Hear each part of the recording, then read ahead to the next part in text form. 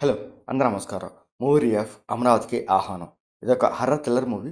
Horror cinema అంటే ఈ మూవీలో ఫుల్‌గా దెయ్యాల సీన్ పెట్టి బాగా భయపెడతారని ఎక్స్‌పెక్ట్ చేస్తే ఖచ్చితంగా డిసప్పాయింట్ చేస్తాడు.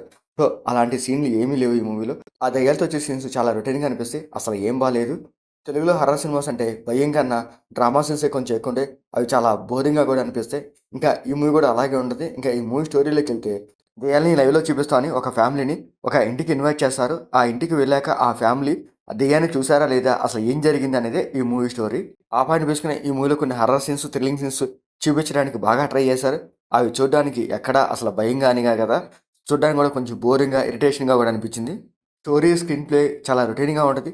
దానికి తగ్గట్టుగా సీన్స్ కూడా కొంచెం రొటీన్‌గానే తీసుకెళ్తాడు. ఇంకా ఆర్టిస్టుల పెర్ఫార్మెన్స్ కూడా అలాగే ఉంటది. ఏదో ఆ క్యారెక్టర్స్ ఇచ్చారు, చేసాము అన్నట్టుగా ఉంటది తప్ప గాని, వాళ్ళ యాక్టింగ్ పెర్ఫార్మెన్స్ ఎక్కడ ఈ మూవీకి హెల్ప్ కాలేదు. అండ్ ఇంపాక్ట్ కూడా ఇవ్వలేదు అసల.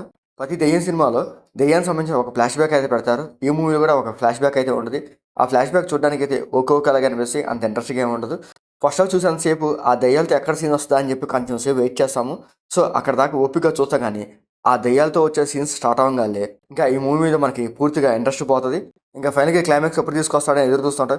ఇంక క్లైమాక్స్ కూడా కొత్తగా ఏమి ఉండదు. సో, రొటీన్ క్లైమాక్సే. ఆ రొటీన్ క్లైమాక్స్‌తోనే ఈ మూవీ ఎండ్ చేస్తారు. ఇంకా ఈ మూవీలో ఈస్టరు ధన్య బాలకృష్ణ, శివ కట్టమనేని. సో, వాళ్ళ క్యారెక్టర్స్ తగ్గట్టు వాళ్ళ యాక్టింగ్ పర్ఫార్మెన్స్ ఒక్కొక్కలాగా అనిపిస్తాయి. ఇంకా ఈ మూవీలో మ్యూజిక్ గాని, టెక్నికల్ గాని అసలు అంత ఏం బాలేదు.